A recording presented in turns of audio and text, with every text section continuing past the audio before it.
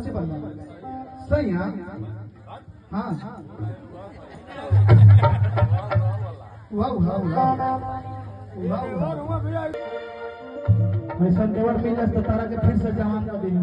जेवरा ढोरी चटना है ना ना फिर वह बात हो जाएगी। असली बात नहीं, सर का इज्जत करना यार। मेरे लिए इतना रात को टाइम दे रहे हैं हम लोग के लिए, क्या सर हम लोग को समझना चाहिए। उससे बोले बतियावे के पड़ी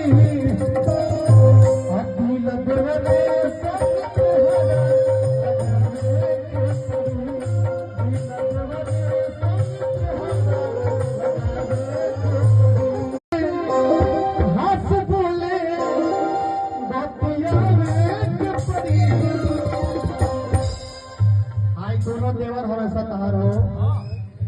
अब देवर का मतलब पॉसिबल नहीं। सही है। हाँ